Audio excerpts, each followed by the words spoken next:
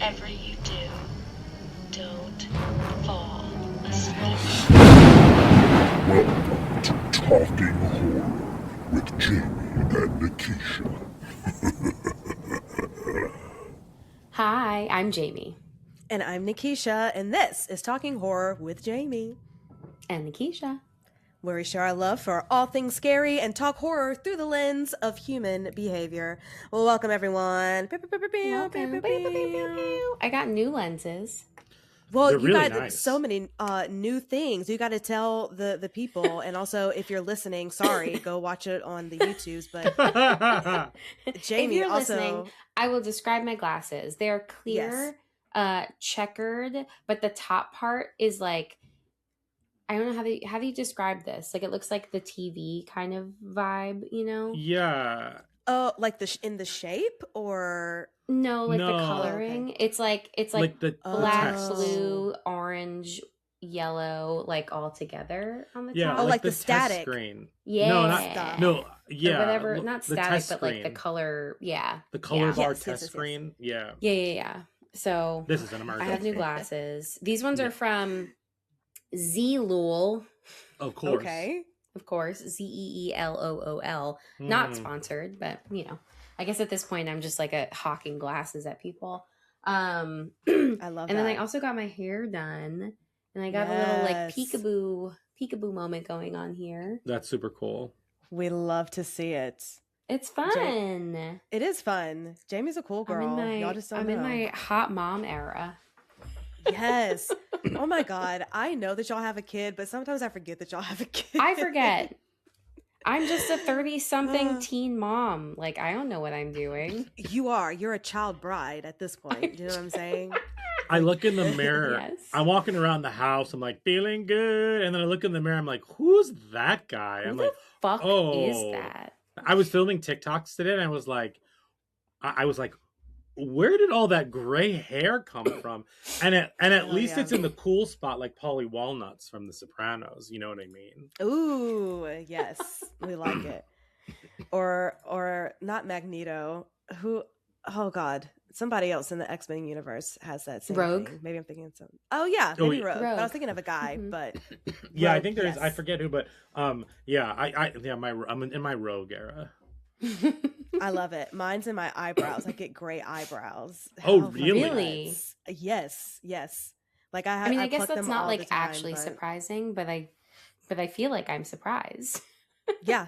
No, I have some in my Huh. hair for sure, but like I Mhm. was really surprised when I saw the amount of gray eyebrow hairs at 36, a youthful 36, and I got gray. But it's all good. So we're here showing off all the gray here, but not only showing off the gray, we're also showing off our hide and go seek skills. I don't know. I was trying to segue. Boo. Because I tried, y'all. It's okay. Because today we are talking about the 2026 comedy horror film Ready or Not 2, Here I Come. So, we knew it was your voice on the phone, fucking dumbass. Yeah, idiots. We've been watching you. Good for you. All right, well, tell us how to open the gate. You can only do that from the control room. How do we get there? Yeah. Well, you go back inside, you make a left. The elevator on the far right is the only one that descends to the sub-basement. You make a right, you go into the control room. When you're inside,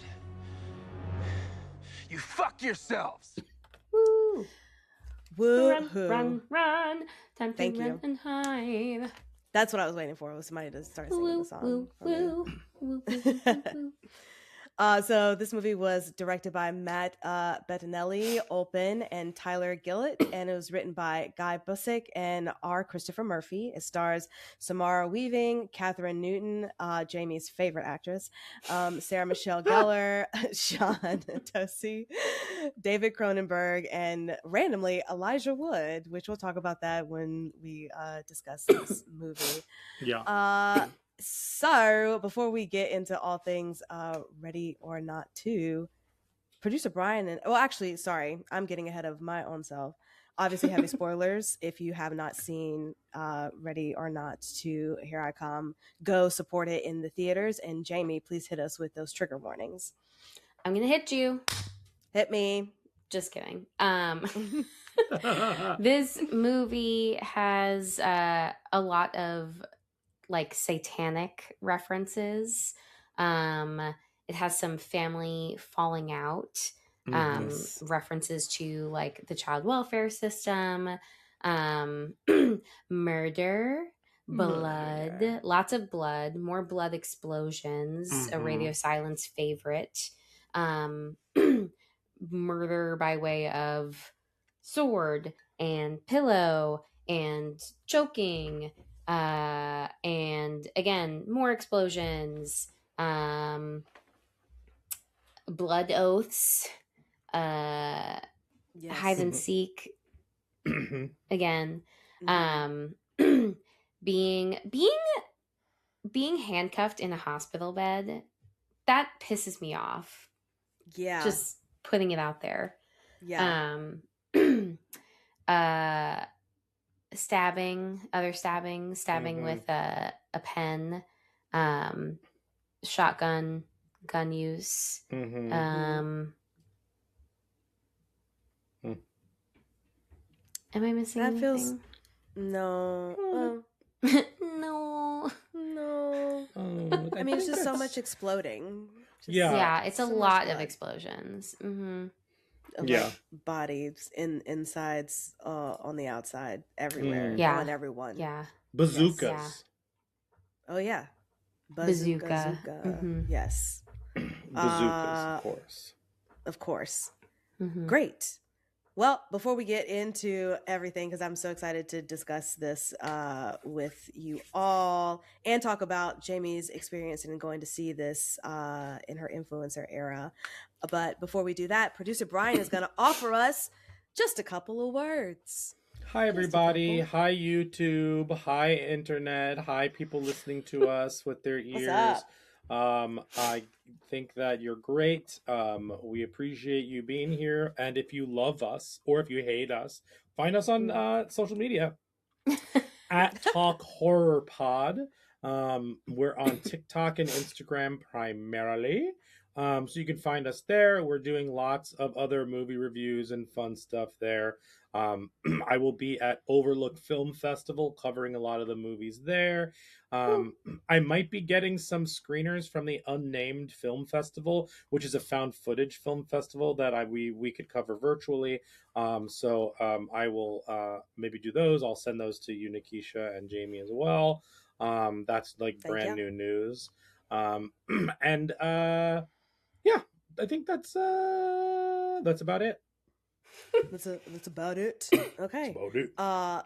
Fantastical. Well, I have to share with y'all because I went to y'all. Wow, the Southern jumped out right there. Because I went to movies and I saw Undertone, so I had to quickly. Oh yeah. That with you all. I haven't seen it yet, just as an FYI. So I think just you two have seen it. Yes. Okay. Thanks for saying that. I don't know if I was in a mood. I was underwhelmed. Ooh. And I enjoyed the concept. I enjoyed the acting. The sound design was impeccable, and as it should be for the context of the movie. So I really appreciated it. I just thought that it was a lot of tension building without enough resolve for me. Sure. So I wasn't really afraid or scared like I thought that I would be or that I wanted to be while watching this movie. But I also was like just starting to get sick and get the flu, so I probably was also just like not in it. Yeah, that's fair. That's totally fair. You know, I was just like thinking, oh my God, I just want to be asleep in my bed right now. But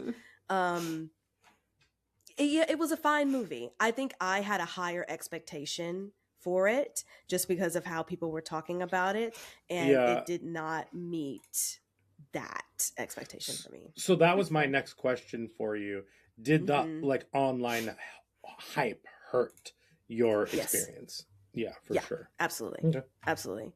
I think if I would have went in not knowing anything about it, I would have had a better a better experience. So Sure. this just wasn't. It just didn't hit for me. Happy I watched it. Always happy to support horror and pay monies for it. And I always love going to an Alamo Draft House. So y'all know I will find any excuse to go. But yeah, it was just all right, you know. And it wasn't bad. I also want to say it was not bad. It was just all right for me. I'm assuming also because of the sound design, you were happy you went to the theater to see it. Absolutely. I could. I don't know what. I know I would have had a different experience if I watched it at home. I'm very happy I went to the movie to go see it. Because that's like the whole thing, right? People. Yeah, like the sound design is like the most important part. Yeah, stellar, top notch. Cool. But like I said, it was a lot of like building to things that I think just went flat for me. So yeah, but Brian, you enjoyed it a lot, yes? Yeah, I enjoyed it a lot. I don't think it'll be in my top like 5. It might not even make my top 10 of the year. But I think it was a really interesting concept, really good. Like you said, the sound design was great. And once we all see it, we can talk about the specifics of like why it felt a little off in some places. But I definitely think, like you said, it's worth watching. I also saw it in the middle of the hype, meaning that like I know that people had seen it at Fantastic Fest last year, really enjoyed it, and then it was getting more hype online. I saw an early screening of it and enjoyed it a lot.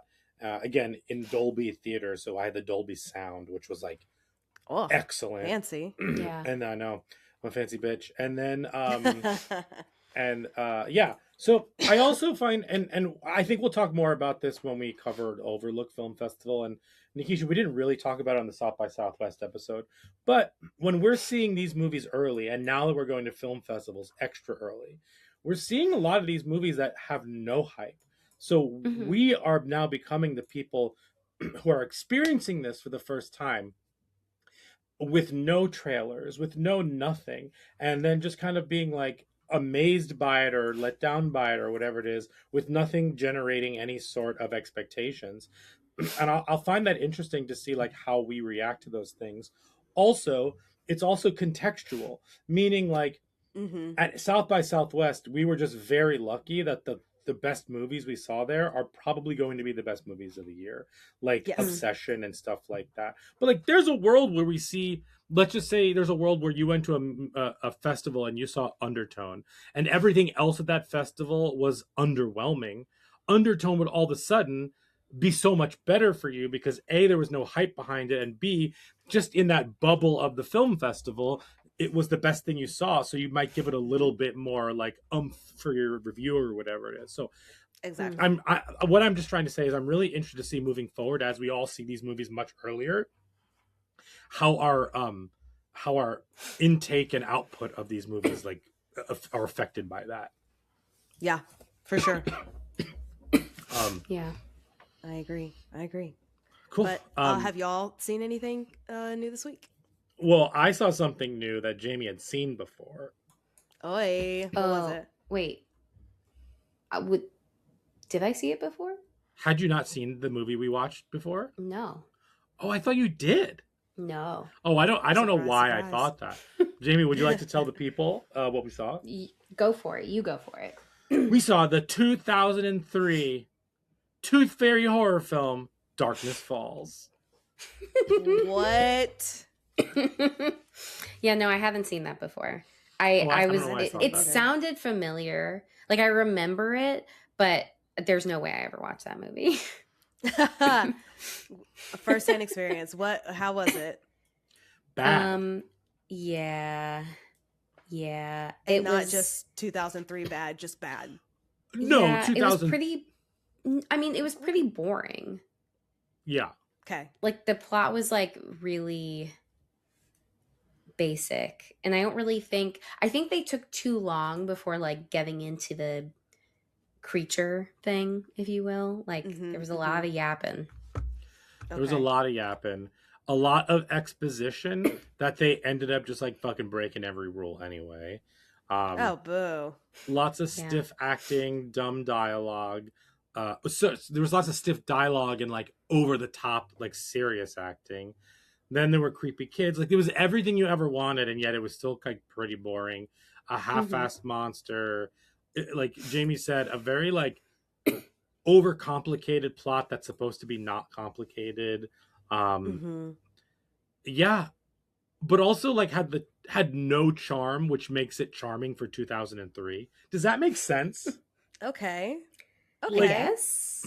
it like it felt like a cookie cutter early 2000s horror movie that gets forgotten and that's why we'd never watched it before. Yeah. That had no chemistry between the leads. There's also no reason. There's just a lot of like there's a time jump in the very beginning of the movie, and the ages don't fucking make sense. The fact that she has a little brother, and it's not just her son, doesn't fucking make sense. Yeah. Like, no. it's not good. But yeah, good. Give it a watch, everyone. It's not good, but if you just Check want it something out. in the background, just put it You out could there. literally skip the entire. After the first 30 minutes, first 20 minutes, you can skip the next hour, jump in, and know exactly what the fuck is happening. Oh no. Okay. Yeah. Well, that early 2000s movie just reminded me that aren't they doing another House of Wax movie? Yeah. Did one of y'all send in the group? Yeah. I did. I've been getting, Okay. and then it got to a point where there were so many sequels being announced that I was like, is this real? I'm like a little bit worried that like, I feel like I'm being duped. Is this like some AI thing? Because it was just like, it was so many. I want to find it on Instagram. Cause I was like sending so many to the Talking Horror Instagram where all of us are. And I was like, this is perhaps far too many. Like, we got No One Will Save You 2, The Descent 3, Return to House of Wax, and then there were more, and I was like, I need to stop sending these because now I'm worried that they're not real. I don't know. I don't know. I read something about it's like a Descent remake. And then I don't know. I don't know. Okay. Oh, like another one. Oh no. What? Discoveries. What's what happening? is it? Smile 3. Smile.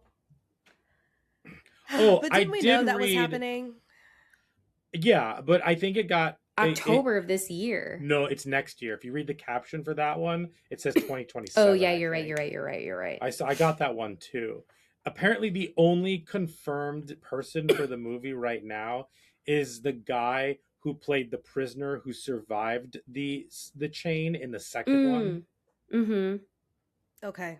I think that's the only person that's officially attached as of right now. That's what I read. I don't know if those things are true or not. Again, I don't trust anything I read or see unless I know, that's why I'm like, is all of this real? Or like, oh, there was another Final Destination 7, Last Chance. Oh my god. I don't know. Jennifer's Body 2. Jennifer's Body 2 I've seen from many different outlets, so I think that's definitely true. The Shallows 2. More shallow. Well, The Shallows 2, Ankle Deep. There you go. Good stuff. They're remaking Reanimator. Peter Jackson is working on this reimagining. Oh, we're reimagining the Reimaginator. That it's going to be similar to like The Substance. Interesting. Nice. Yeah. If this is real. Yes. Right. Well, listen, when there's an official Instagram or social media page of the movie, then I'll believe that it's actually happening. Sure. Other than that, everything is just up for grabs. But so much. I mean, there's already so many good things that are coming out anyway this year, but it's interesting to see that there's so many sequels that they're trying to push through, especially that House of Wax. I can't. Great. Well, you were here to talk Ready or Not 2, so let's get into it. I'm going to throw it over to producer Brian, who is... Oh, yes. I got you stuff. Oh, yeah. Oh! Oh my gosh, y'all. I'm going to cry. I didn't want to forget. Podcast. Thank you so much. You're so I welcome. have no idea. Jamie got you a sticker. I love stickers. So, well, we were in Richmond for the weekend visiting my parents who don't live in Richmond. And we were at this brewery, and they happened to also be hosting an oddities market in like the back part. Fun. Yeah, it was really cool. Not that many oddities, I would say. Really only one person selling them bones, but there was like Yes. some cool, it was a lot of like prints, shirts, pins, stickers, very cool stained glass like hangy thing. Yes. Those ones were really cool. But yes, I did get a sticker that really spoke to me, and I thought of you. Thank you. Oh my god.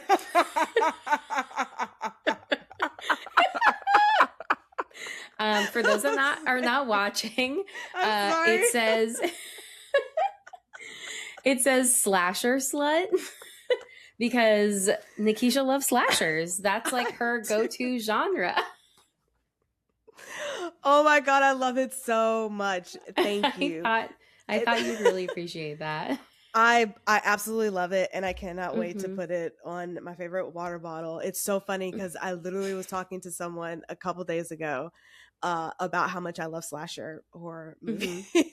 Oh wait, because I should have done this before, but I also got like more stickers, and now I have one of these sticker books, so I can show off all my cool stickers.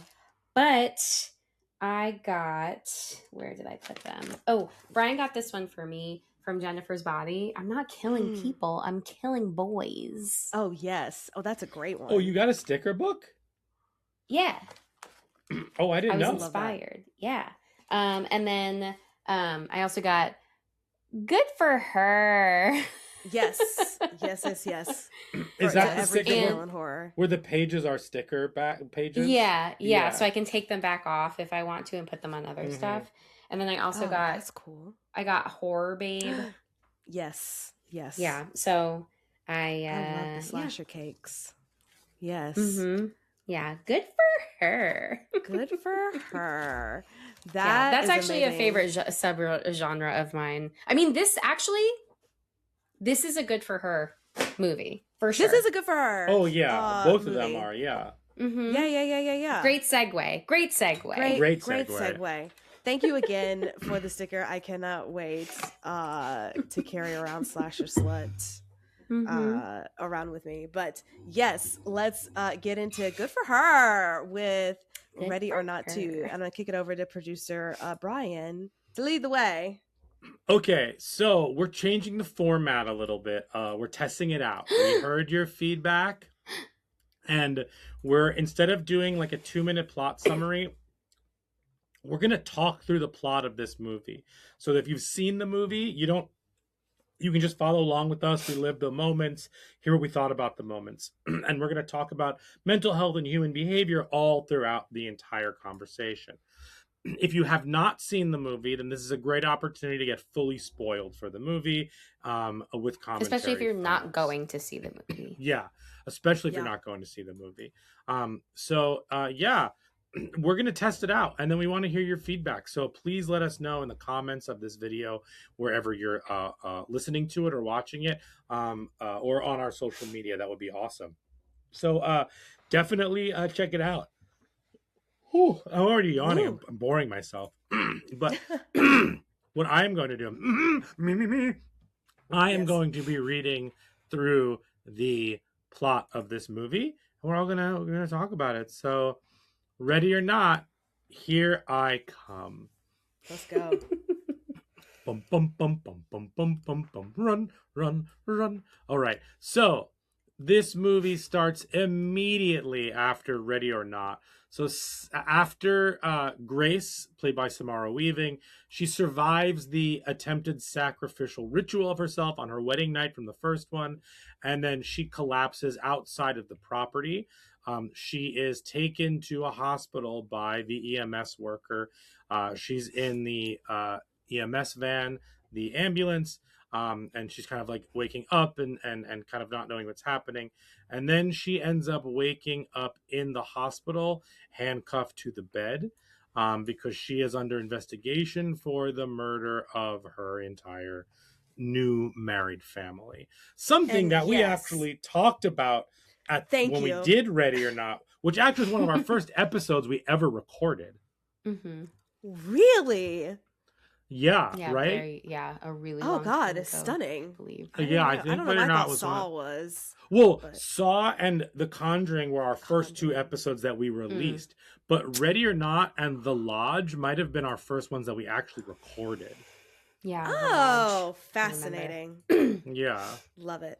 But yes, you were talking about what when we were discussing this in the first one, we were talking about like how is she even going to recover from being blood soaked in front of this people's house and That's on the fire. police not that's on Yeah. fire, you know, and just go away without the police, you know, investigating or doing anything. So it's nice that in this second one they are actually like going through the motions of actually no, she's going to be investigating for this. Like there's no way that she's going scot-free Right. with this.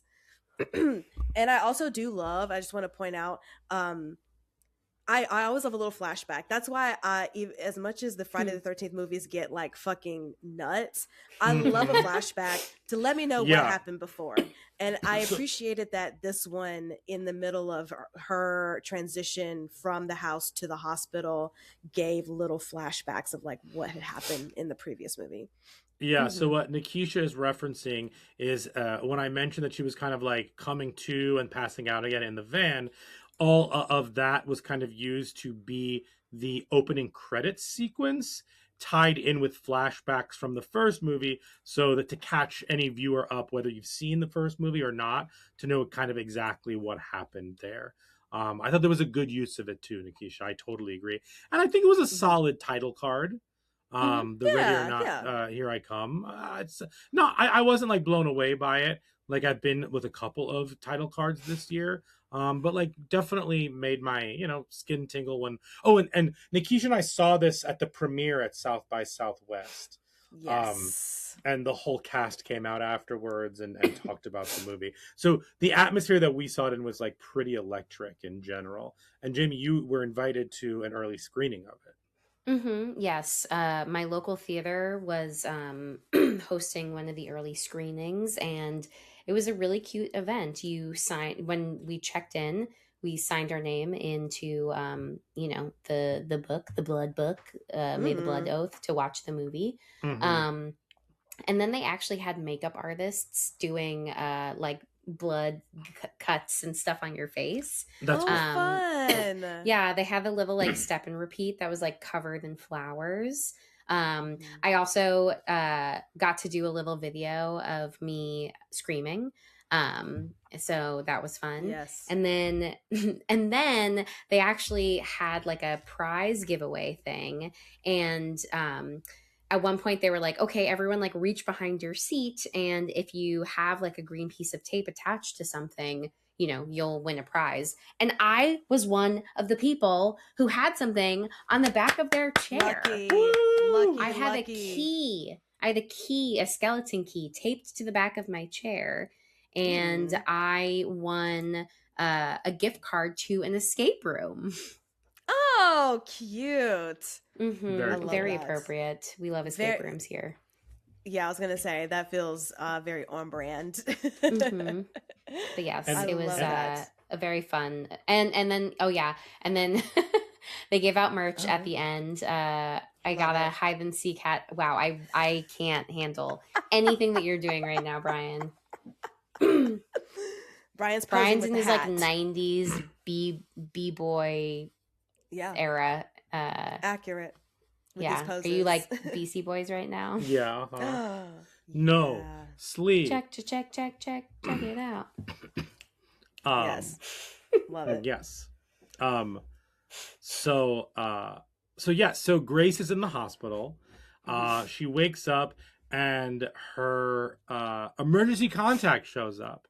And her emergency contact is none other than her younger sister, Faith, who she hasn't seen in years. And this is played by Jamie's favorite actress, Catherine Newton. Mm-hmm. Love it.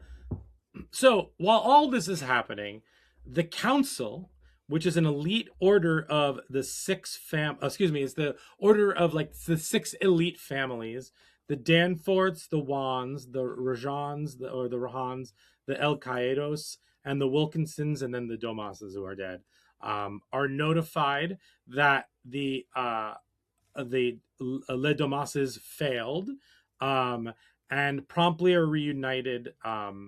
Everyone goes to the Danforths complex for another game. So how this works is basically the Danforths are a family of 3 as far as we know. It's the father, who's played by David Cronenberg, and then you have his kids, twins, Titus and Ursula, played by Titus being played by Sean Hattasey, who you might know from The Pit. And then you also have Sarah Michelle Gellar, who you might know from anything you've ever seen before. Yes. So what we kind of learned from that scene, which was really fucking funny, is when he picks up the phone, he's watching like NBC and Fox News, and then he picks up the phone and he's like, call a ceasefire. And then like the news, like, we're breaking news, there's a ceasefire in the Middle East or whatever it was. So it just goes to show us that he is the highest member of the council, and he kind of has control over everything. So there's a lot of lore in this movie for sure. So the siblings end up smothering him with a pillow. He asked for it. He asked for it. He requested it. He requested it. That's true. He was smothered by a pillow out of his own request because, well, as we later learn, the game that they have to play requires family members to go out and try and take out the target in age order. So they removed him from the line so that their family can try and retain the head seat, essentially. So then everyone gets texts that like the game is continued because the Le Domases failed. There's one family, the Wilkinson family, they can where he doesn't fucking care, and he's just gonna go and fucking try and kill Grace in the hospital. So flash forward or flash back or just cut back to the hospital. Grace is trying to explain what the fuck happened to her sister. Where her sister's like, you're fucking this is nuts. They have a very tense relationship because Grace left. They were both in they were both in like foster care together. And Grace ended up leaving her, and we learn more about this later, and I'll talk a little bit more about it now, is that she left her because she kind of wanted to start a dream and start her life. She was 3 years older than her, and so the Faith character, the Catherine Newton character, never forgave her, and kind of left the foster care, and then they were never able to find each other, even though Catherine Newton's character like knew where she was the whole time. And this movie's a lot about their healing and trying to figure out how to move forward as siblings and through this game. But then anyway, they're at the hospital, and fucking Bill shows up and starts fucking killing people to get to Grace. And he ends up there's a big fight sequence where shit is going down. He's killing people all through the hospital. It's actually a really every fight and action sequence in this movie is really well directed, with a ton of momentum, and you know where everybody is at every point in time, so you're not confused, I thought. And Samara Weaving and Catherine Newton are both very much up for the physical task of this movie. And he is about to kill Grace, and he explodes. The first explosion. The Mhm. first Yes. explosion, it covers both of them in blood. And she, what's her name? Faith starts to believe her because, long story short, what happened was he was about to break the rules where you have to wait until all the families have assembled and it's an actual game. So his entire family line was exploded. Mhm. And Which that happening probably within the first 30-ish minutes of Yeah, the probably. movie. Yeah. maybe I 20. thought was fun, just to go ahead and kind of set up the scene, especially because that Faith is not really believing what Grace is saying with Yeah. how with what everything that went down, and so like having something like that happen so that Faith can just kind of go in and be like, okay, girl, yeah, I see what's Yeah. going on, let's like try to figure this out. Especially because they do set up how estranged their relationship was. And I will say I do like Catherine and Samara as siblings together. I thought that worked really well. Mhm. Even though as we get through this, some of it seemed a little bit like, okay, we get it, you're estranged, blah blah blah. Like, Well, yeah, a lot of this movie is their conversations in this movie are very repetitive. Like, yes, I feel like they start the last they always start their conversation halfway through the previous conversation, as if Mhm. like as an audience we forgot where they are emotionally, and I found that to Right. be like a slog in those scenes when the two of them have so much chemistry to begin with, and those scenes Yes. are pretty well acted and electric without the like additional like, oh my god, I understand all this bullshit. Right. No, I agree. Especially because, like Brian mentioned, we had watched this in the theater and then, at South by Southwest. And then I wanted to rewatch this again. And I really felt a second go around. And Brian, you can tag along to this if you felt similar, that those scenes really did drag a second time, having to Yeah. listen to them talk about their relationship and rehash all these things over and over again. It's like, no, we knew what was up from the top. There's no need to keep bringing about like, you left and why did you do this, and oh, I was trying to protect you, and but you left me, blah blah blah. It's like every single time it's like, okay, we already know what's going on, so can we like move on from this? So I felt like a second go around it was just like, come on y'all.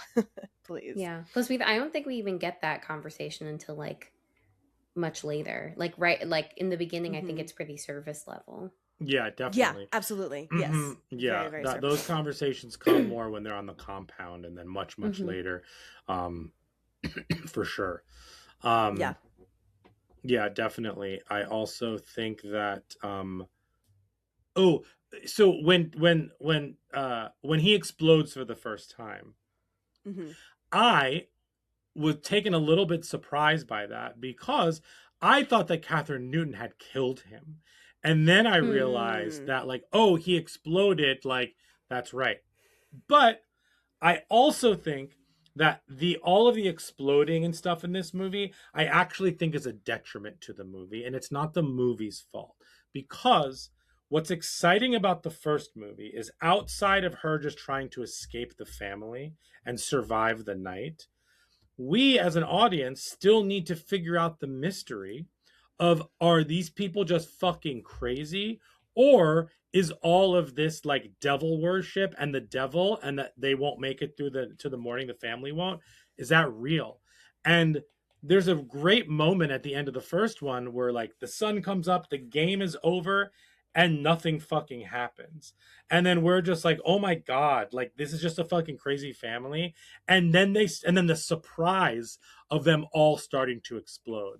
So we get this Yes. moment, we get both moments of like, oh my god, this isn't real, oh my god, this is real, and then it's bloody and it's surprise and it's fun. And this movie is missing that because we know the answer already. So there's this is like a rehash of the first one without that additional layer. Of the additional layer that this movie adds is the sibling relationship stuff, whereas Mhm. Yeah. I found the mystery, the like the like supernatural mystery of the first one way more interesting than anything any sibling does in this movie. Yeah, I Mhm. agree. It's like a added, 30-minute secret scene. Like this whole movie could have been, you know what I mean, like the concept of it, because it's just a continuation Yeah, of sure. what had happened before, just with the added like sibling things, like you said. But as Mhm. far as what made the movie fun and mystery from the first one, I agree. Like it gets lost in this, and they try to cover it up by just making it more gory, but you're Right. still just sitting there thinking, like you said, we know what's going to happen, and you're seeing the same things. So then it just becomes repetitive, and then you kind of Mhm. clock out until you get into some of those sibling scenes. But even then, you're like, okay, we're just rehashing the same things here. So. Yeah. And I'll also add to all of that is that uh what also is being used here to mask some of that or hand wave some of that away is this is way funnier than the first one. This is way more Yes. of a horror comedy than the first one ever was. Mhm. Mm-hmm.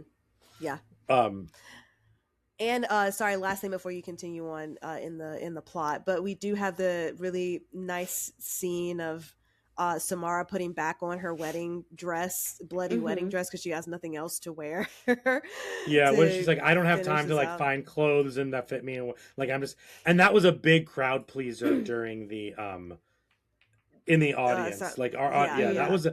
that was very much fan service, but like also like Hmm. yeah, we want her wearing the wedding dress. Like duh. Yeah.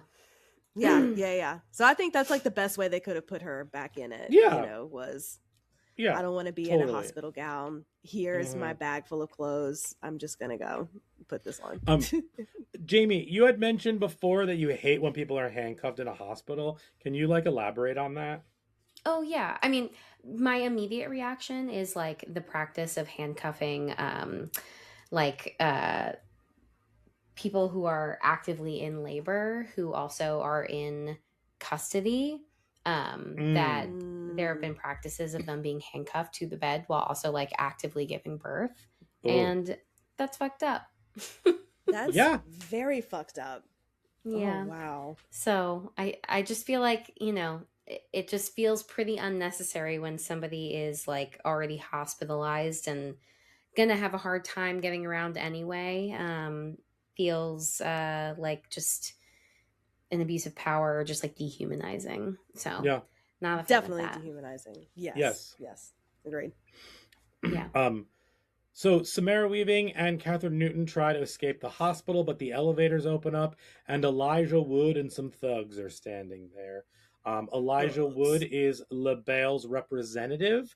LaBelle is the devil, the one we saw at the end of the first one, who like gave him a big fat wink, and kind of is like the devil entity who kind of oversees these games, if you will. Um, Hmm. so they assemble at the Danforth's compound, which is also a hotel and casino and a golf course.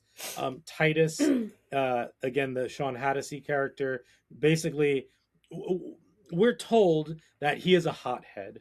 And that he has a really hard time controlling his temper. He's dangerous, and that Ursula, his twin sister, I should mention, um, is one of the people who can kind of at least like keep him in line along with his father. But now that his father's gone, he's a little bit more unhinged, if you will.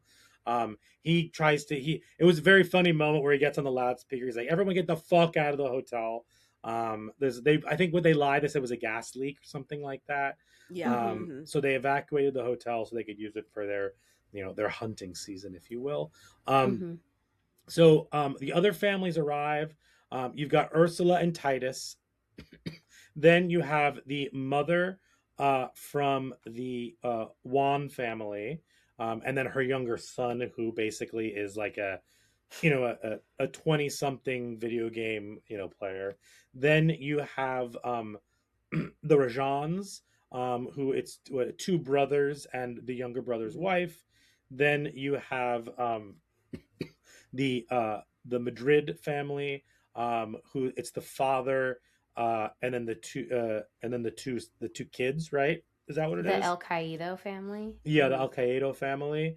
It's right. It's just the father and the two kids. Yeah, it's the daughter and the son. Mm-hmm. His Yeah. daughter, yeah. Yep. And then you have one of the cousins, the Danforth cousins, who was also there. So you have all of them kind of like Squid Game level, like watching everything from like cameras and shit like that.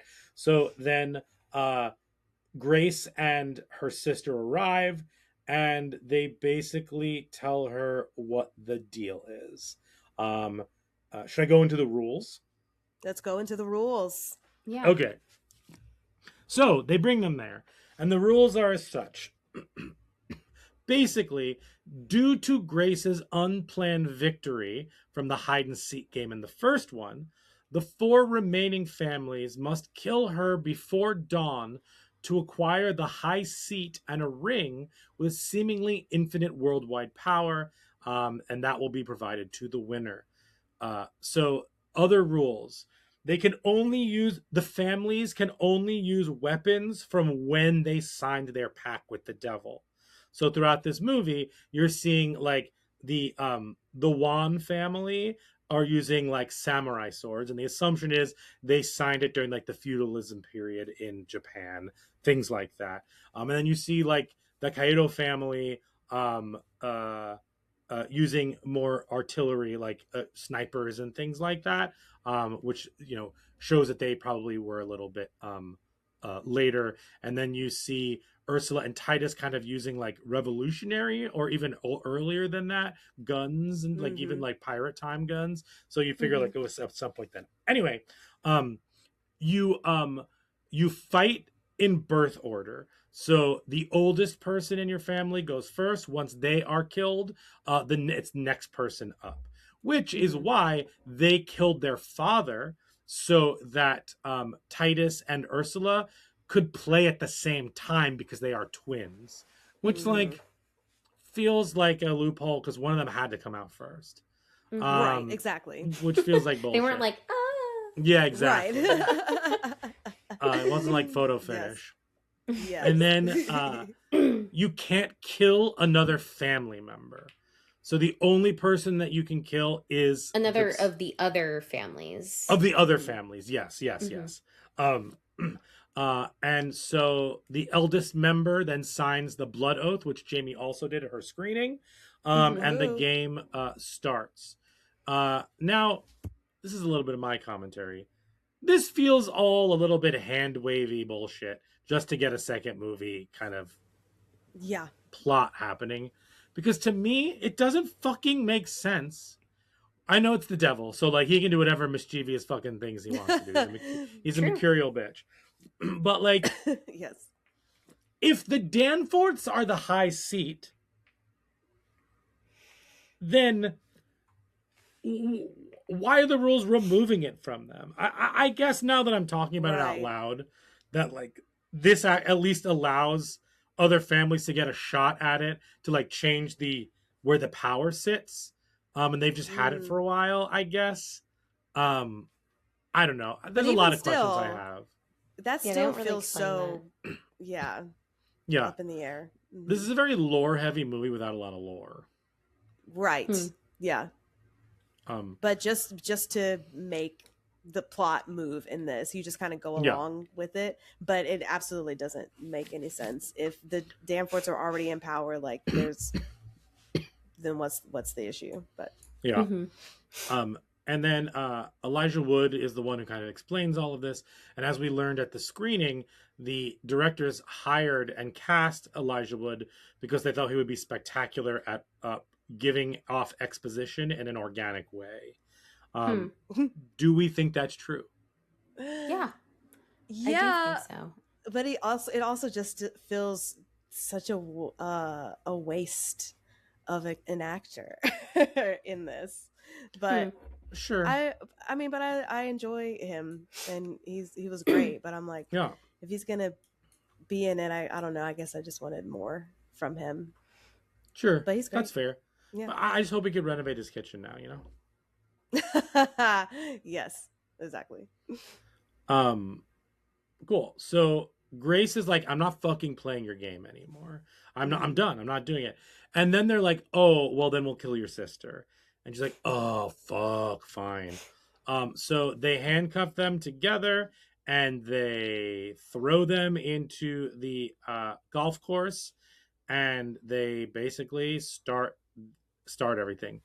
Um, also, did anyone else think that Catherine Newton, the stakes like weren't that? She was like joking a lot. Like it didn't feel like the stakes. She understood what the stakes were, even though she'd been kidnapped and saw a man explode. Yeah. Go ahead, Jamie. Jamie just took that deep breath. Yeah. I think that the needle has moved back into the not a fan after this one. Because I had a problem with her just seeming too like jokey, nonchalant in this moment. Earlier, seeing a man explode in front of her, like seeing people chasing after them, like trying to shoot them. It's just like her reaction does not match the like situation, I feel like, and I find that very frustrating. Because I feel like obviously like Grace knows what's up and has just like gone through this whole ordeal, and like you could see her, you could see the fear, and like I mean you can see all the, you know, wounds and all of that. Like she's obviously not full of shit, but for whatever reason her sister Catherine Newton is just like really playing it as like very indifferent. And it's like I don't understand how you could be like apathetic in a situation where like you're being hunted. Yeah, do you feel like that though is also the script? I mean, the script does put in a lot of like jokes for her. Or do you think it also is some of the moments where the script is being serious but she just doesn't come off serious as an actress?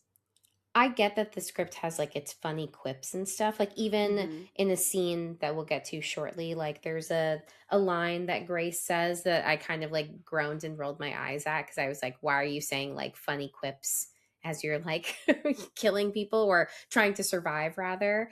And like, but she's still delivering it in a way where there is like fear and like stress as opposed to like trying to be funny, you know? Like I feel like there's a difference in how they deliver lines where Grace is still, or Samara Weaving is still like I'm over this and like I don't want to have anything to do with this, like just let me go and I will never bother any of you ever again. Like I like there's still the like trying to get out of this situation and like the fear that's involved with that. Like she's terrified still. But yeah, Catherine Newton just doesn't seem to. She seems so annoyed that she's like a part of this situation that involves her sister more than scared Life or about death, whatever the fuck is. Yeah, exactly. Yeah. So I didn't care for that. So she's like she's not given any kind of fight, flight, or nothing. She's just like you said, apathetic and kind of, whatever. Yeah. I thought that was weird. Which because the stakes are so high, and for her to be just so kind of nonchalant about it is nuts. She's on so much Lexapro that she doesn't feel anything. No urgency or anything. No sense of urgency. Okay, so they get handcuffed together and they're put in the golf course, and the games begin. Now, something I should mention is that they play the song that I didn't want to hear. This is where they should have played the Ready or Not song, the hide and seek song. They did not play it. Now the twins, I'm going to call them the twins from now on. The twins take the golf cart keys out of everyone else's golf carts, so they get the head start. And they are attempting to escape. They run into the woods and they find that in the woods they're in a compound. They can't really get over the gate. It's pretty high.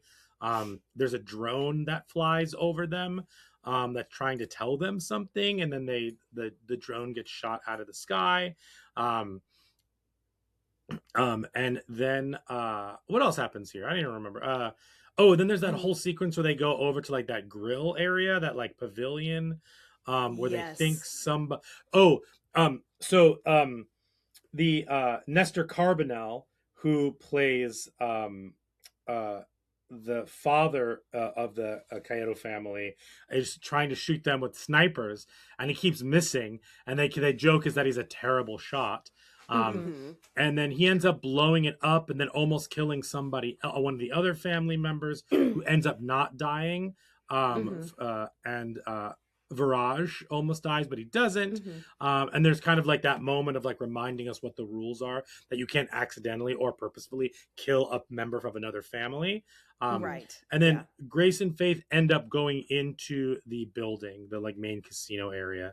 And they are chased in there by Viraj. And they end up putting him into a industrial washing machine, and he basically Ugh. fucking melts in there. Yeah, Um, that's also where that's where Grace delivers. I can't remember what the line is, but she makes some joke about like, she says like some pun. It feels like very James Bondy yeah, when she's doing it. But again, she's not saying it like haha. And it's not like sly. It's just like, it's very quick, but it's still like, why are we trying to like, have so many like funny quips in this? But yeah, Sure. Right. Rihanna. It's like, Yeah, I let's get just that. try to get out of here alive. Yeah. Yes. And also, and what's interesting, I guess, and Jamie, if you can elaborate on this too, like, we're now getting more into some of the conversations at this point of like why Grace left, and the reason why she wanted to like start a new life and all these things, and it's Like it's find a fascinating new them, family.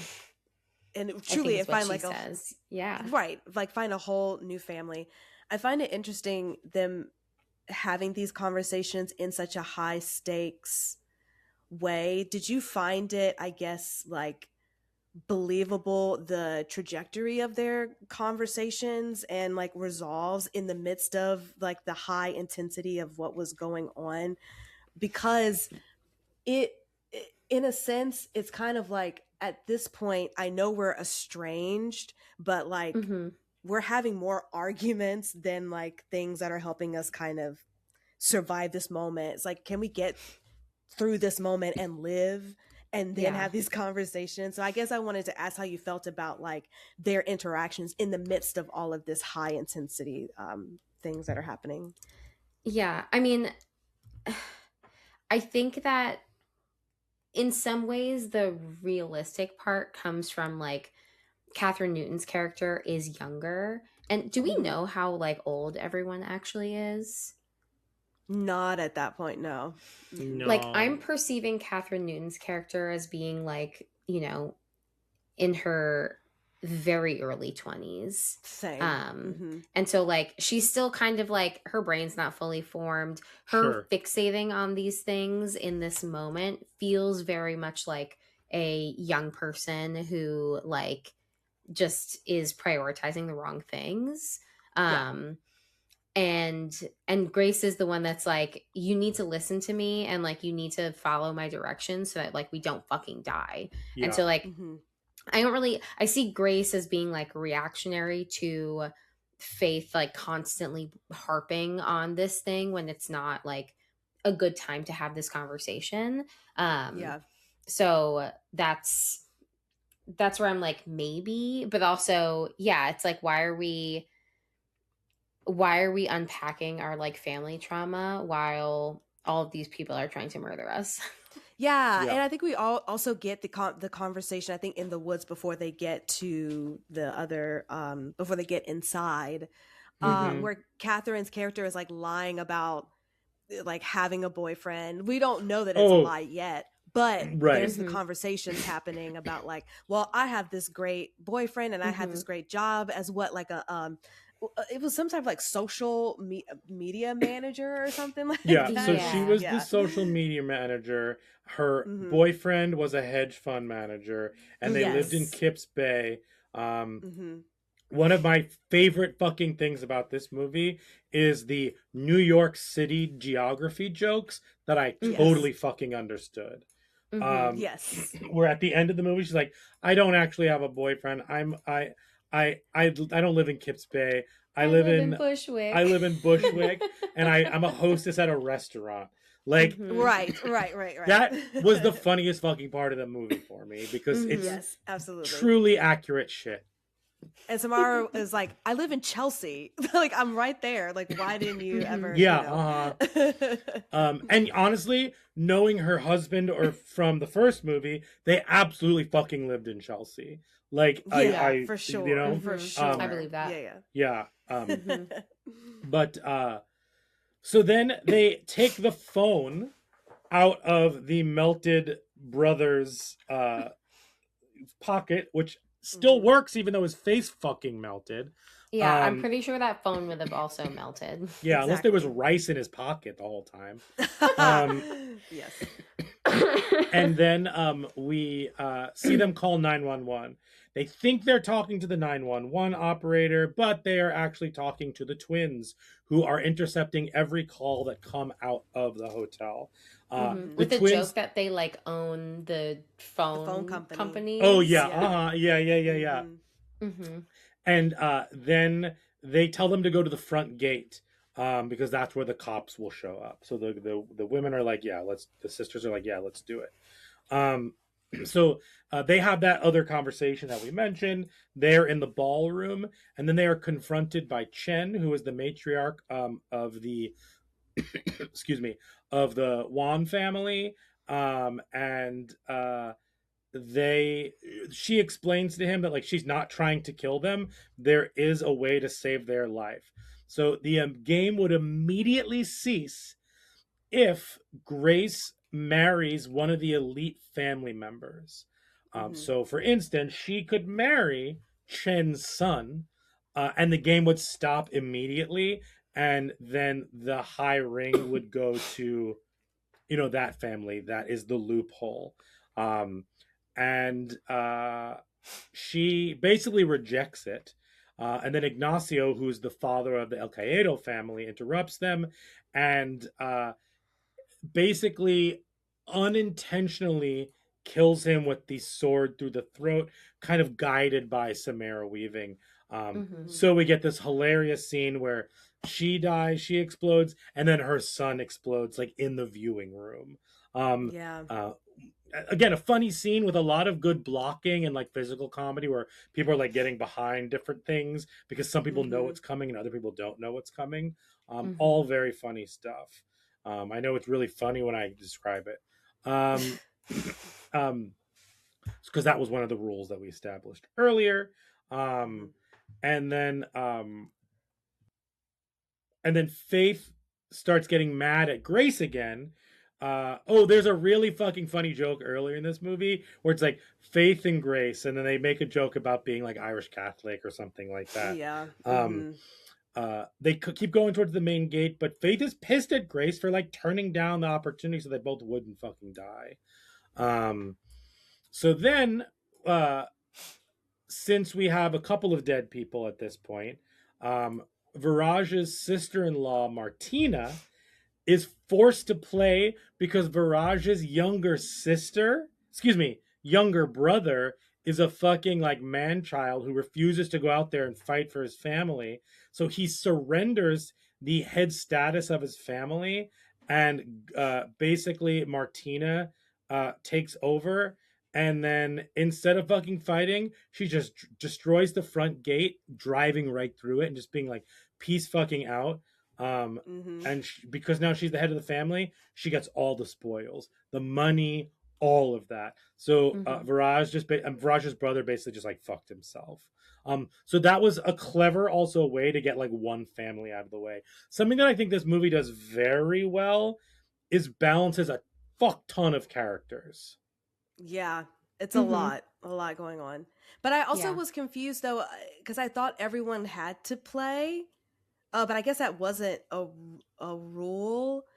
Because I was like, well, if she left Well, and everyone it's who just played had to sign the book. So if the previous family member oh died, because remember it happens with uh what's his face with the El Caído family. So yeah, he yeah, Yeah. dies, his daughter signs the book really fast, right. runs. When she dies, the little kid signs the book and then goes to get the guns. So Mm-hmm. I Okay. think that it's like you participate till you die, and then the next person in your line has to sign it, and then they participate. So if his wife doesn't sign the book and she just bounces, then he's just kind of stuck.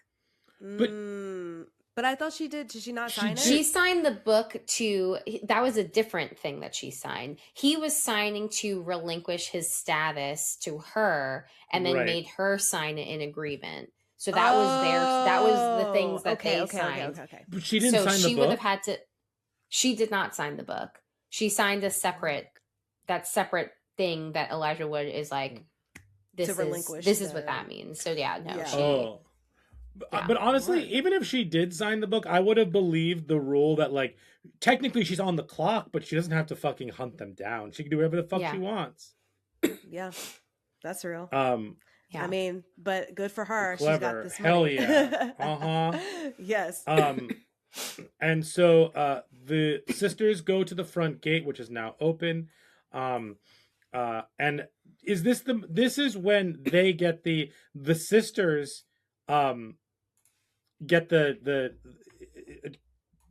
sisters catch Ursula and Titus. The middle of this movie gets a little convoluted with what happens here. But I think at this point the sisters figure out off camera, which like kind of sucks, that the 911, oh my god, the 911 operators are actually the siblings, the twins, and then they basically like they surprise them, but then there's a scuffle there, and Ursula ends up nearly killing Grace, but Catherine Newton. Well, it's because the brother is Titus. Yeah. Basically starts to push buttons about like why they are no longer close and like what's the family dynamic between the two of them. And so it catches Grace off guard, I think, essentially, and so Ursula is able to like take the gun out of her hands again, and then she's about to be shot, and then Faith comes and like knocks out Ursula. And then something that really pisses me off in that moment is the gates are open and there is a brief moment where Ursula and Titus are both on the ground recovering from like the, scuffle that just happened. And I don't understand why they don't just fucking leave. Yes. Because instead they're like, oh, we need wheels. And then they run to the golf cart, but then they like leave. And I'm like, if you're on the golf cart that you took from the twins, why not just fucking circle around them and get the hell out of there? Like that did piss me off in that moment. Sure. Obviously there's a movie happening, but like in terms of a choice that is made in that moment, that annoyed me. Maybe if the gate was still closed, I would have understood that more, but because it's open, it's just like, just fucking go. Get out of there. Yeah. Agreed. Also, like, Agreed. At this point, you're in 1.5 movies. Fucking kill them. Yes. Like, like, don't just be like, leave them and run. Like, you've already killed somebody. Like, come on. Also, at what point does she get the shotgun? Not yet. Not yet. No, because she gets the shotgun later not when yet. her sister gets kidnapped. Yes. Right. Yes. Okay, so they end up getting into another fight about everything, about leaving each other. This is in the ballroom. And this is one of their big like emotional sequences where Faith basically is like, well then fine, I'm gonna fucking leave you alone. And so they basically split up, and Faith is like, I'm getting the fuck out of here, because like they're not hunting me, it doesn't fucking matter. And then at that point Titus attacks Faith. Is that is that the part where like Faith actually says like you left? Yes. Is that conversation? Yes. Okay. So in this conversation, Faith is upset with Grace for having left when Grace turned 18. She was like, I'm leaving to like go to college, but Grace is doing it because she wants to have like a better life for both of them. Like she's not like abandoning Faith.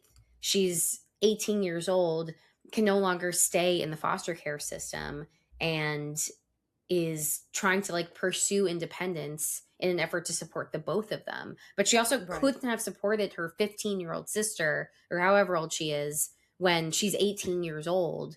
Like, Right. that's not realistic. And this is the thing that really bothers me about this movie is I feel like that's a pretty weak argument, which again highlights Faith as this like, you know, young person whose like brain is not fully formed to like use critical thinking skills and be like, obviously she couldn't have like kept you in that moment.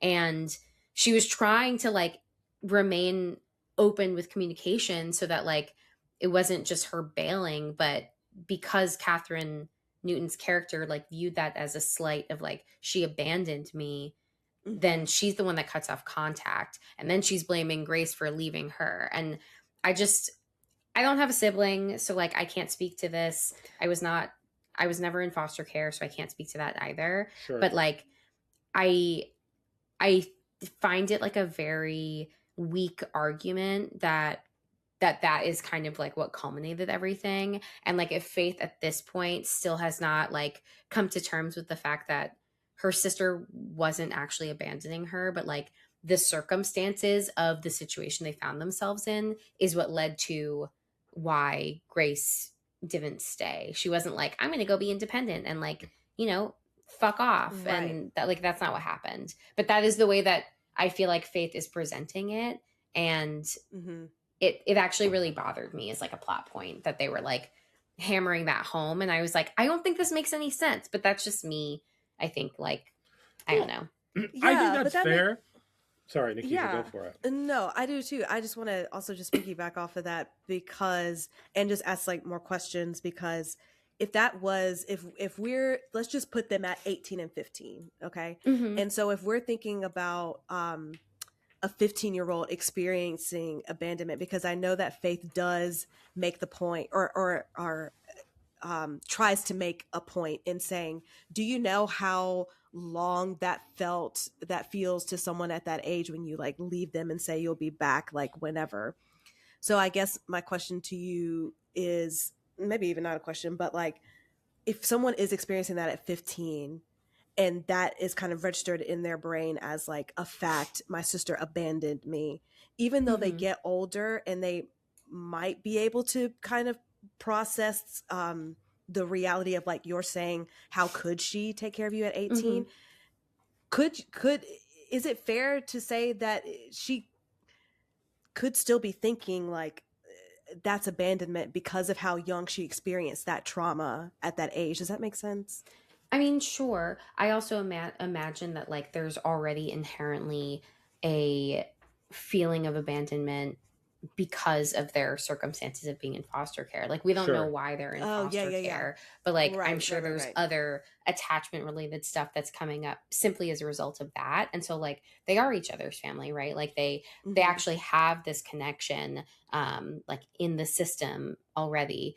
And so like yes, I understand that she is perceiving this as like another form of abandonment, but like I think my problem with that is it very much sounds like, and I could be wrong, but it sounds like Grace like was actively trying to be in communication with her. But because Grace left the home, Faith like immediately was like, no, fuck you.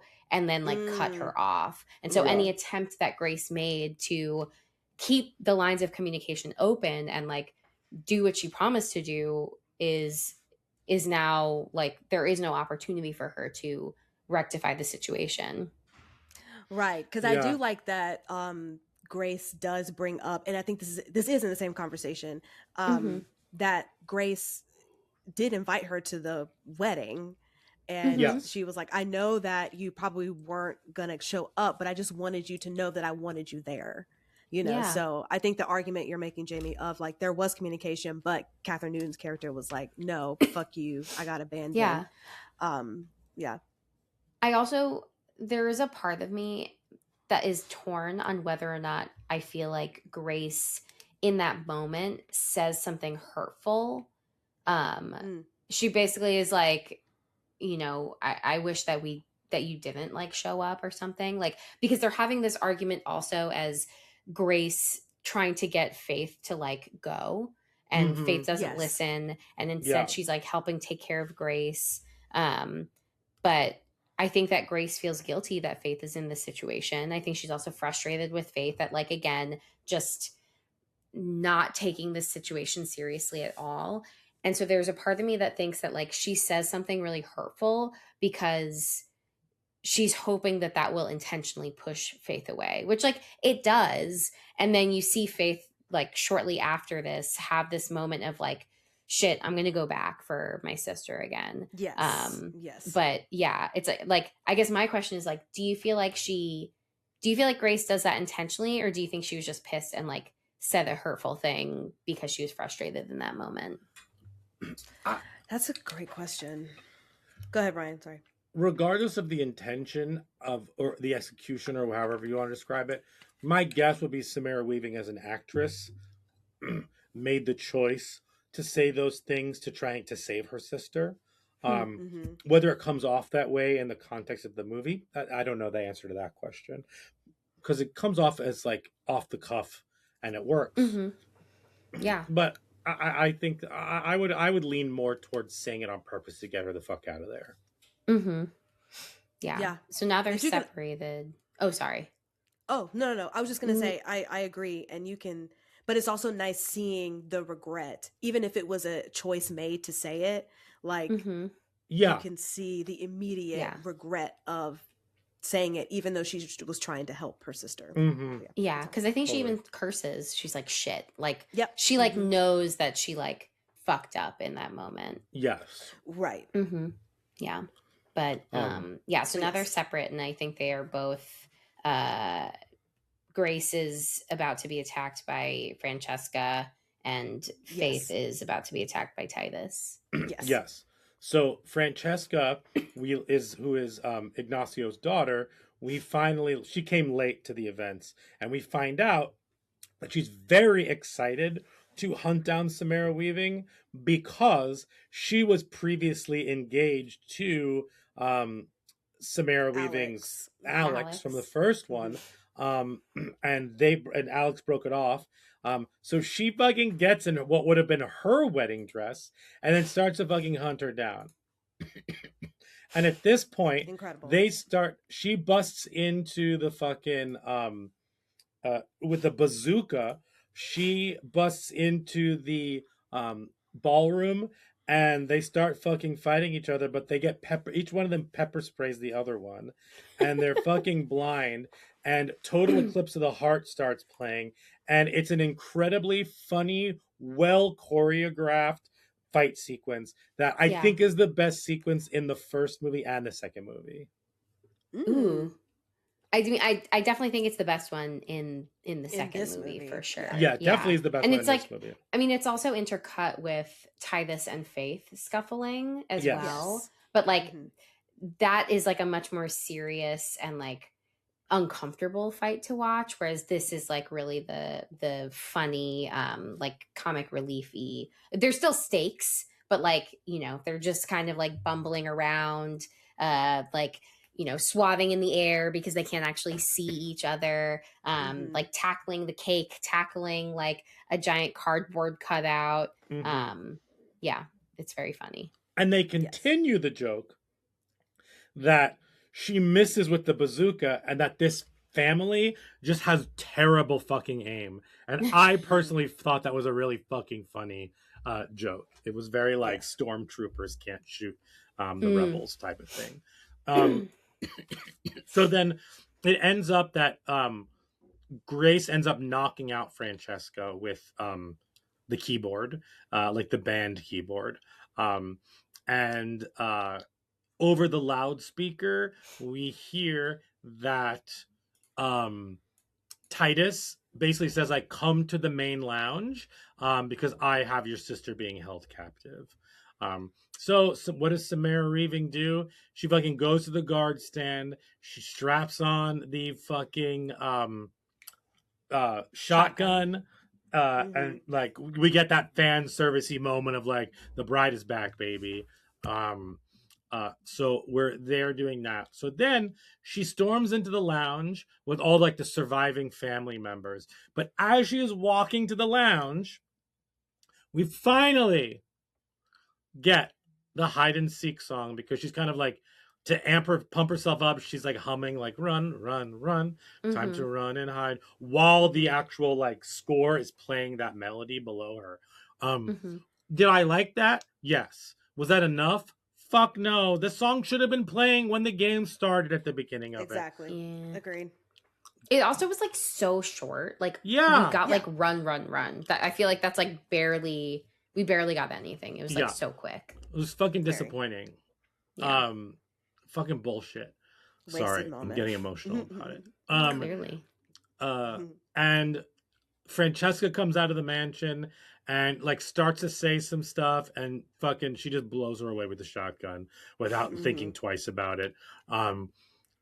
Which then enables the younger son to sign the book and get started, and he grabs two handguns. Now Grace storms into the lounge and starts to take out members of the family.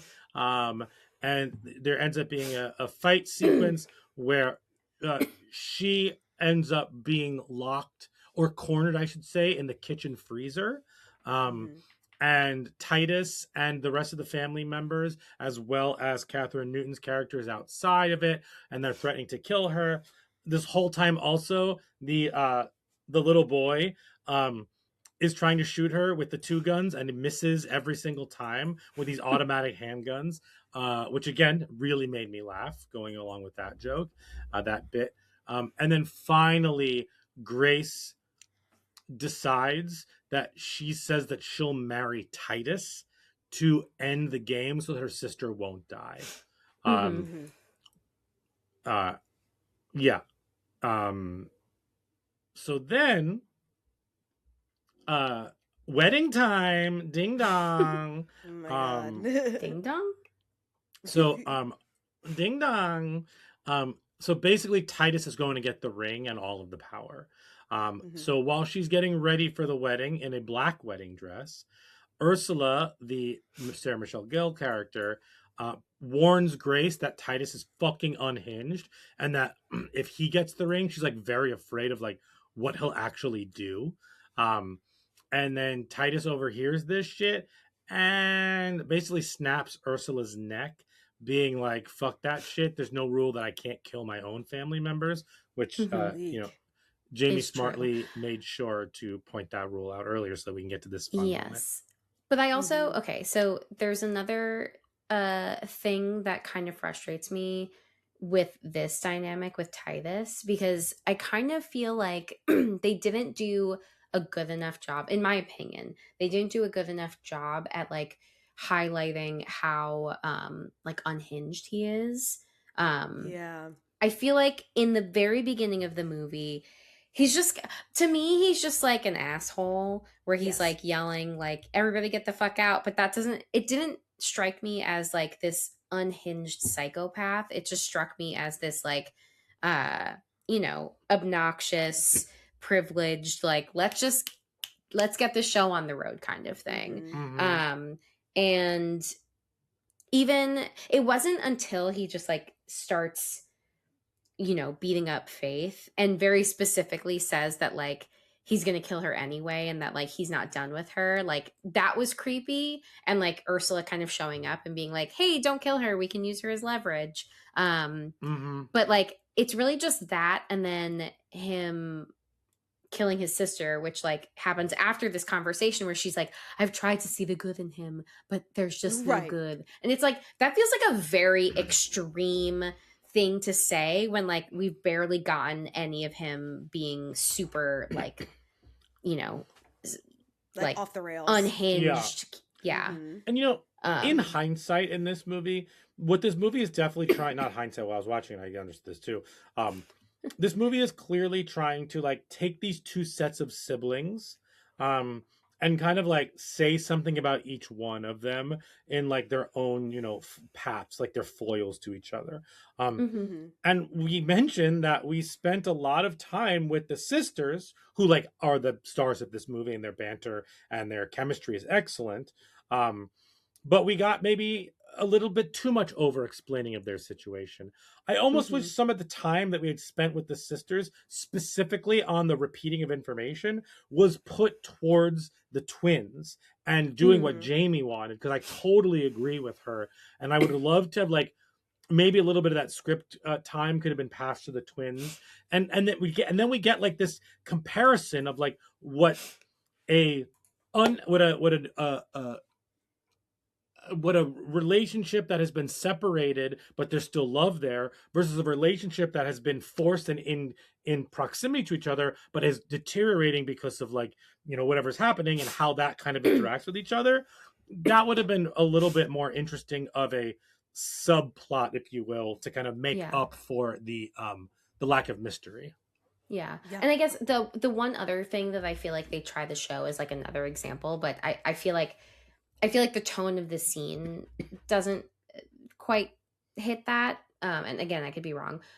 Is when they do like kill their father, like they both kind of like hold the pillow over him, and I think he holds it over his father for a little bit longer. But also, before they do it, he doesn't want to. Like, he's the one that's like, do we really have to do this? Like, he's hesitant and resistant to it. So I did not perceive his like staying on him longer as like, you know, being like a sociopath. I viewed that as him being more emotional in that moment and having a hard time like, you know, moving on. That was my read, just based on like how he was behaving.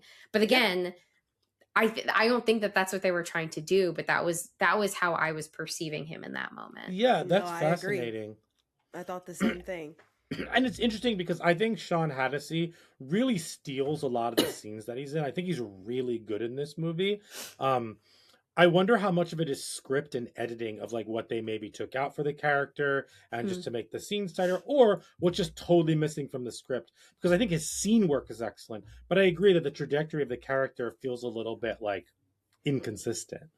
Yeah, for sure. Yeah. All right, so wedding time. Wedding bells are ringing. Oh, I was in Walmart today and they were fucking playing Waitress on the loudspeaker. Very really? Yeah, I was like, what? I thought of that because Wedding Bells Are Ringing is another musical song, and so anyway. Direct relation. No, you got it. You got there. You got there. All right, all musicals are the same, right? Yes. Ooh. Oh man. I watched this tangent. I watched a TikTok video today where someone had to guess the movie, and the first clue was like the main character is in exile for most of the movie, and then the second one is it's not a musical, but it's known. No. So you get the first one, you try to guess it. No, it's not. Interesting. The second clue is it's not a musical, but it's known for its music. The third clue is it's based on an old play. No. And then the fourth clue is the characters are animals.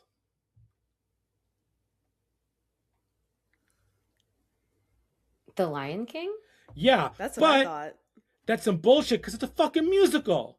Yeah, it is a musical. Right. Like, these fucking bro jabronis being... I don't know if they did that on purpose to get people angry to comment on it, but their all of their thousands of comments were like The Lion King is a musical. You're a fucking idiot and an asshole, and I hope you like burn in, LaBelle's hell. Wow. Not known was that for your its comment music, specifically? but Yeah, that was my specific comment. Anyway, that was our musical tangent. Oh my God. So speaking of LaBelle, there's a satanic wedding happening. So all of the cult members are there, as well as the families who have survived thus far. Titus and a very reluctant Grace sign their blood oaths. They switch their rings, and Titus finally fucking gets his, his high council ring. And then once they are officially married, she fucking takes the fountain pen and stabs him in the neck, citing the same rule that you can kill your family member. And she takes the ring, and she basically takes the ring off and throws it into the pit with like 3 or 4 minutes left until dawn. There's a huge pit in there with remains. I forgot to mention that. And then the Elijah Wood character's like, yeah, I guess fucking anyone could like jump in and try and get it and be the high council member. So this ring is in the fucking like pit within these like in these decomposed bodies, and everyone starts jumping in as the sisters start to walk out, and the dawn happens and everyone starts exploding. There's a shit ton of blood, and the Elijah Wood character ends up being like, I'm gonna just like get the fuck out of here. So he skedaddles. And then LaBelle's spirit, like the end of the first one, appears and nods to both Grace and Faith. They are finally free of all this because there is no high council anymore. The ring has been, Elijah Wood's in a lot of films with rings. It is the ring is finna be in the pit. It is in the pit. Sean Hattasey is in the pit, literally, and on the TV show. And the sisters leave the gate. Finally, they walk through the gate with the goat that was going to be sacrificed. And then Grace promises to never leave Faith again, as they carry their sword and shotgun and goat into a life where they can be sisters. Ready or not, here they come, New York. Oh my God.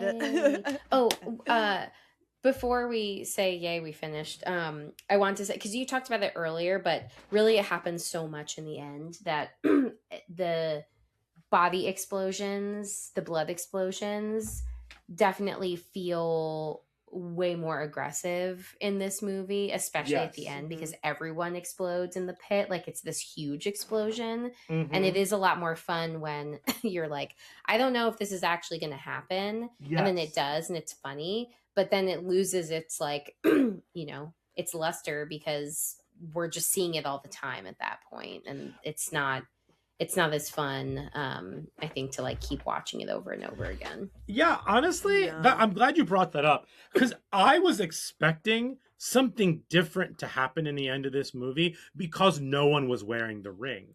Like, I truly expected something way more nefarious or fun and exciting from a like gore perspective to happen, but it really was just everybody exploding like more, and I was like, that's actually quite disappointing. Yeah. Very much. Like, there was so much that you could do, especially if you were going to also kind of bring back the LaBelle, like, devil character. Like, he could have done something as a reckoning for them not figuring out who the High Council is anymore. You know what I mean? Like, instead of just being same wink. Exploded. Again, this was a very much a retread of the first one without that, like, extra level of, like, surprise. But, yeah. But we did it. We finished. Great. Cool. Should we Rotten Tomato this bad boy? Let's do it. Okay. Ready or Not 2, Here I Come. What do you think this has on Rotten Tomatoes? Whoever say Nikisha, yeah. 62. Oh, interesting. I don't know. Jamie. I was going to say 78. Yeah. 75, very close. Okay. But it has a 90% audience score. Oh wow. Fascinating. The critics' consensus is tempting fate by picking up where it left off after an extended absence. Ready or Not 2 cheats the sequel curse thanks in large part to Samara Weaving's ferocious commitment to the bloody bit. I think that's a good review. Yeah. The audience says, doubling up the stakes and the savage fun, Ready or Not assuredly returns to prove the franchise is here to stay. What else are they going to do? I don't know. That feels AI generated. For sure. Now, let's see what do you think? What is the first? I don't remember. Let's re-guess what the first one has. I want to say 89. Yeah, that's literally. I was gonna say 88. I didn't really should look at it. Ready or Not. Here we go. Ready or Not. Oh, can you say what those numbers were again? 89, 88. 89. Work. Woo. But it has a 78 popcorn meter. So the critics liked the first one better, and the audience liked the second one better, which is interesting. Yeah. The critic consensus is smart, subversive, and darkly funny.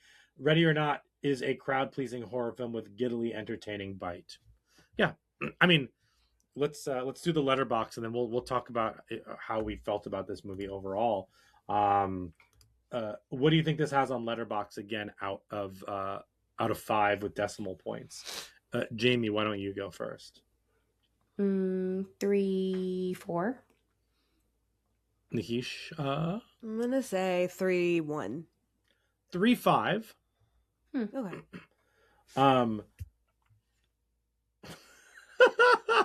The top 3 comments. The number 3 comment is, without wigs, it was hard to recognize Elijah Wood. Oh my god. Great. Do you wear wigs? So silly. I just had a great time with my close personal friends Samara Weaving and Sarah Michelle Gellar X. Oh my god. And then the number 1 review. They reversed these. Oh, it's usually the other way around. So I actually read the number 1 review first, and that was the second one. Oh, that's interesting. Okay.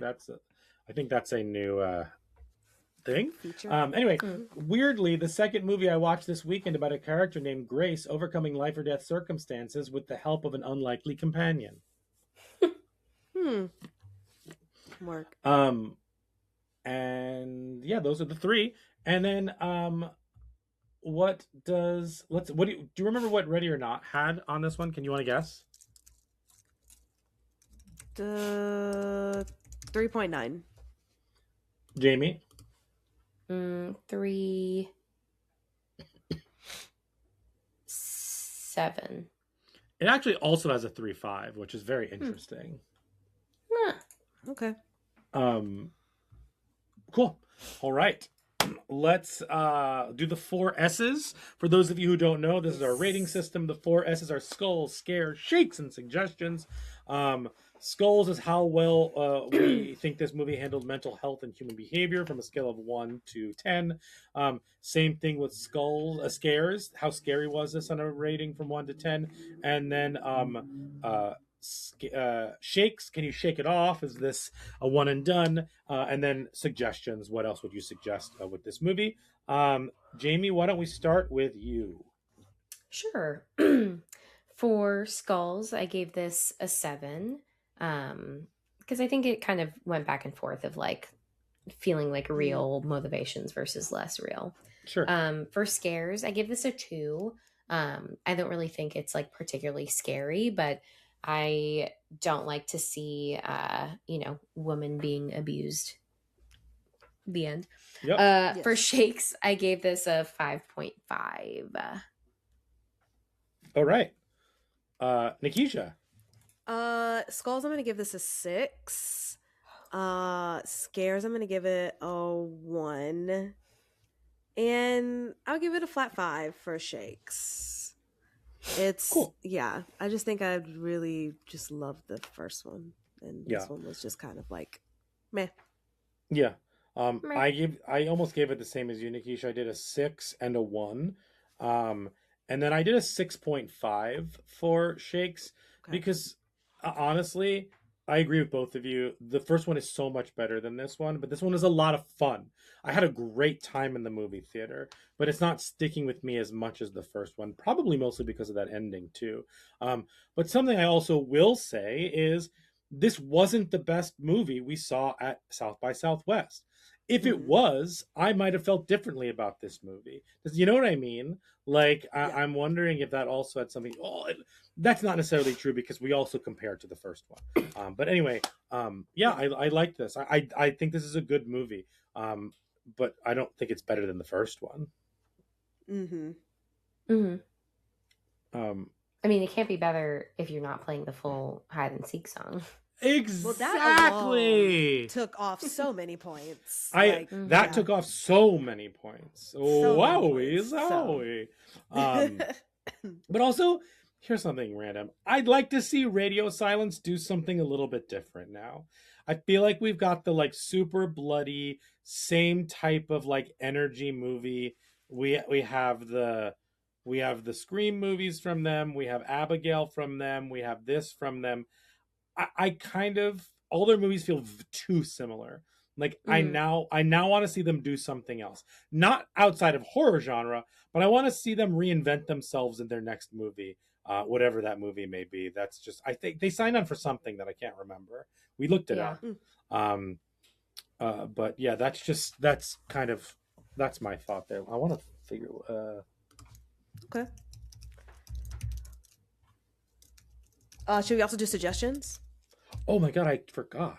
Yeah. Yes. Let's do suggestions. Nikisha, why don't you start? I'm just going with another my favorite Catherine Newton movie. And it's going to be Freaky. Freaky deaky. I knew someone Okay. would say freaky. For Ricky. Yes. Freaky. Yes. Oh, they're doing the new Mummy movie. Okay. Oh, with Brendan Fraser. Okay. They are doing something a little bit different. I'm into that. Mm-hmm. Jamie. I'll be in There the better second not one. be too many blood explosions. No. You better keep the mummies are dusty. Not bloody. Mummies are dusty. You're so right. So I have a movie that I haven't watched the last 5 minutes of, but I basically watched the movie. It's The Hunt. I love the movie The Hunt. I did not finish it because I didn't like it. I didn't finish it because I was watching it. I was home alone, and then Brian came home, and then I paused it, and then I just never finished it. And then I watched and then he it, watched it in full. and I stopped where she stopped and asked her if she wanted to finish it. Right? No, you didn't. You just Oh. watched it. Oh, I thought I did. Maybe I don't know. No. Anyway, I watched it. And I watched the Man. last 5 minutes. I love Betty. Betty Gilpin. That's my girl. Mm-hmm. You ever see Nurse Jackie? No. Oh man, that was a good, intense show, and she was on it. And she was a very silly but interesting character. That was the she first time was that I saw in- her in anything. Glow was the first thing I saw her Mm. in. Oh, the sure. wrestling Yeah, yeah. TV show, Yeah. which I fucking Yep. loved. Up my alley. Yeah, Yeah, R.I.P. that was a good Well, show. Man, I wanted another season of that show so badly. Just finish Oh it. my Yeah. god. Yeah. Mhm. Yeah, the It was- pandemic killed that one. Yeah. And Right. then I have one more. Oh, yeah. Yes. It also kind of gives me like Fresh vibes. Oh yeah. Yes. hmm Yes. Also good. Yes. I'm going to suggest the second Purge movie, Purge Anarchy, which I think has the sequence. The sequence that kind of is similar to kind of like watching other people die. So I'll go with that one. Nice.